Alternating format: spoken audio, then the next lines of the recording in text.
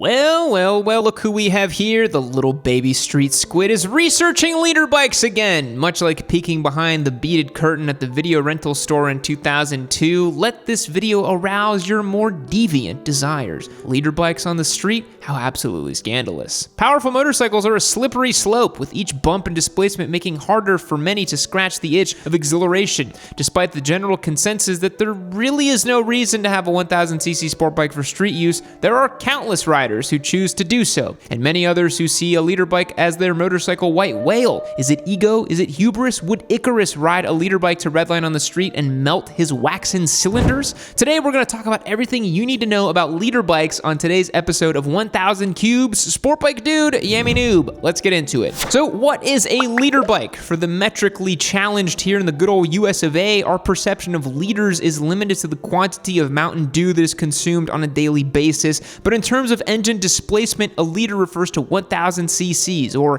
999 or 998, but we'll get into that later. To Harley Cruiser guys, 1000 cc's might still fall in the girls bike category, but for us literate motorcyclists, liter bikes refer to one of the upper echelons of motorcycling as far as performance and capability. In motorcycle racing such as MotoGP or World Superbike, 1000 cc's is the maximum engine capacity permitted for 4-cylinder engines. This evolved over the years as cultural shifts and rule changes impacted the sport in motorcycle racing. For example, in 2002, 990cc 4-stroke machines were permitted to race alongside 500cc 2-stroke engines in the MotoGP class. These larger displacement 4-stroke engines began to replace all the 2-stroke motorcycles entirely, and by 2012, the capacity limit was raised to 1000 cc's, where it is today. Unlike purpose-built race machines used in MotoGP that are like one-off factory bikes, the motorcycle used in World Superbike are based on production model motorcycles that are then tuned and modified to be as race-worthy as possible, falling under a bunch of homologated rules.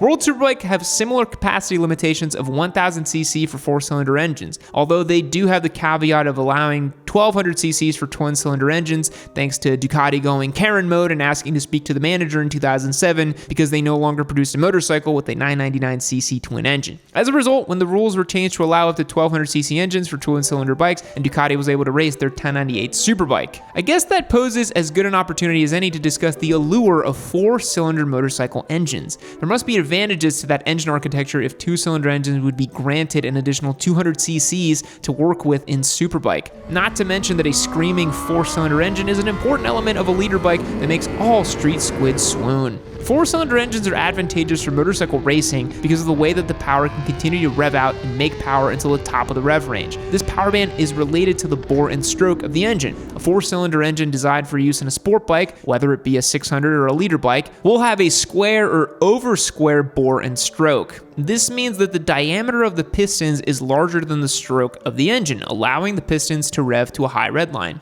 You can contrast this to a V-twin cruiser engine with an under-square design that has a stroke longer than the diameter of the bore, meaning the engine cannot rev high, but it will make more immediate torque as a result of the downward force on the crank. So 4-cylinder bikes are able to make a lot of top-end power, and they typically make low-down torque than a motorcycle with a different engine design. Ducati and Honda have both had a ton of success using V-twin or V4 engines in their race bikes, which strike a balance between high revving power and broader torque spread. Now listen everybody, we're talking about leader bikes here on the channel, but I want to clue you into a really fun motorcycle that honestly is going to teach you how to be a better rider. It's the Ninja 400. You may have seen that we did a 3-day giveaway extravaganza with the Ninja 400, but we are back giving away another Ninja 400. That's right, I picked up another one. It's replacing our KTM RC390 as our new beginner bike giveaway. So if you wanted to start off on a clapped out R1, I'm sorry, this is the giveaway you should actually enter. And for this week only, go ahead and purchase anything on YamiNoob.co and you're going to get max entries for the month to win this bike. So don't miss out. Go to YamiNoob.co, check out our Ninja 400 giveaway, or if you really want to, we are giving away an H2 as well. That's a 1000cc bike, kind of a leader bike, supercharged,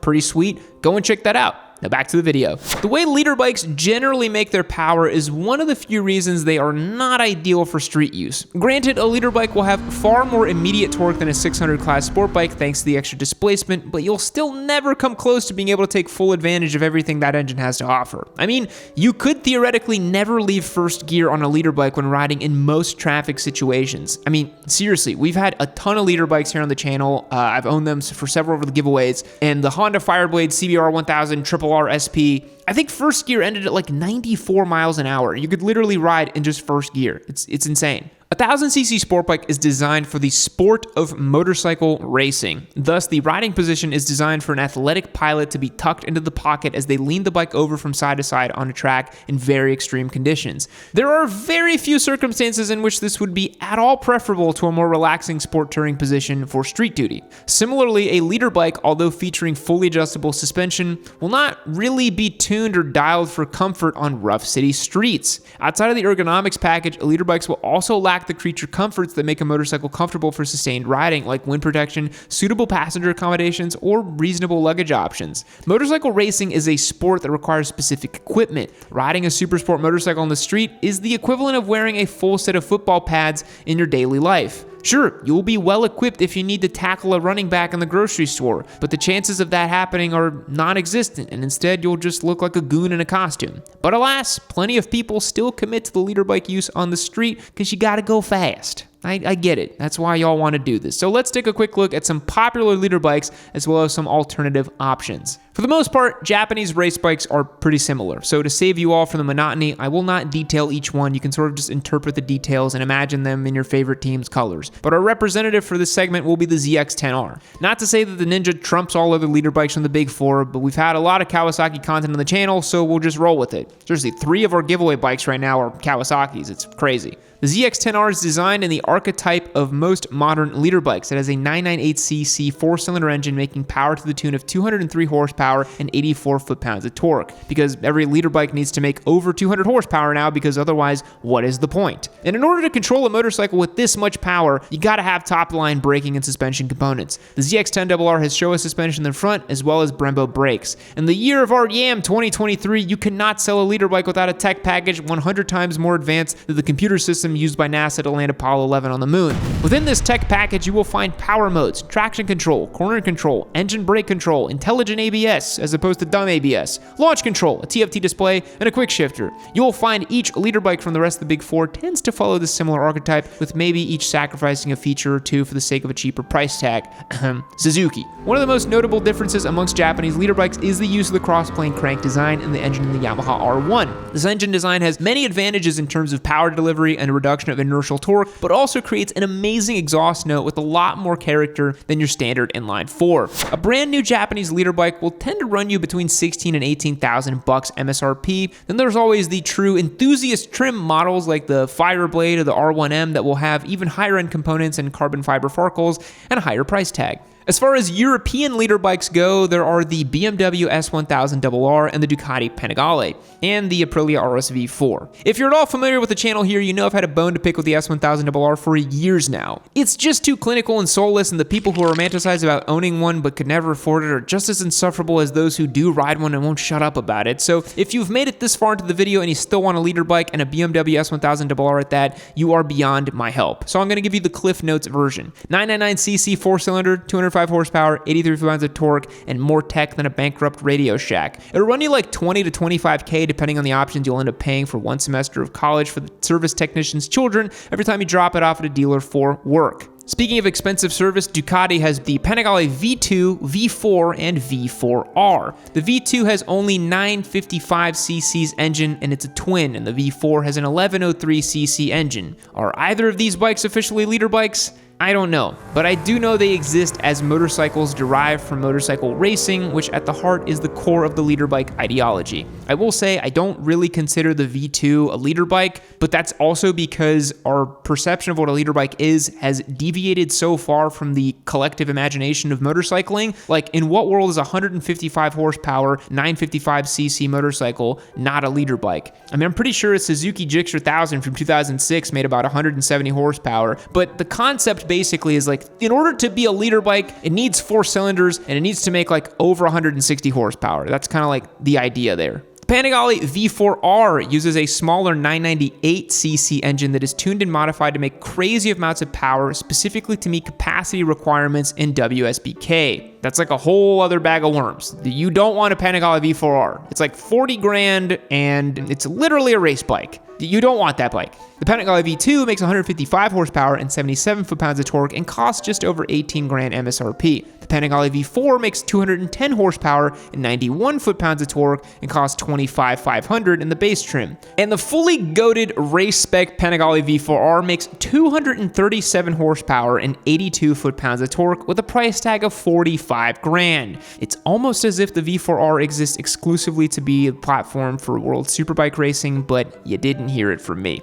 There are, of course, open class motorcycles as well that are designed in sport bike fashion but don't meet the capacity restrictions for motorcycle racing. These are bikes like the Kawasaki Ninja H2 or the ZX-10R or the Hayabusa, each employing very large engine capacities, or in the instance of the H2, a factory supercharger. Sold alongside normal leader bikes are also sport touring bikes, which take the thrill and exciting package of a race-oriented motorcycle and modify it to be comfortable and sustained use on city streets. A sport touring bike will have modifications to engine performance to improve low-end accessible power at the expense of top-end, and will have more comfortable seating ergonomics and creature comforts as well. Since we already spoke about the ZX-10R from Kawasaki, an easy bike to compare it to is the Ninja 1000 SX. Since not restricted by any capacity restrictions like the ZX-10R, this bike uses a 1043cc inline 4 engine, making 140 horsepower and 82 foot-pounds of torque. While down about 60 ponies from the ZX-10R, you'll find the power is a lot more accessible on the 1000 SX, reaching peak torque at 8,000 RPM and peak horsepower at 10,000 compared to 11,400 and 13,200 RPMs on the ZX-10R. The 1000 SX has many of the advanced tech features that you'll find on the ZX-10 as well when opting for a sport touring bike. You may sacrifice top-end power, but you won't be really making any compromises that will affect normal riding. And it will be much more comfortable to ride and cost quite a bit less than a dedicated race bike. The MSRP for the Ninja 1000 SX is just $13,200.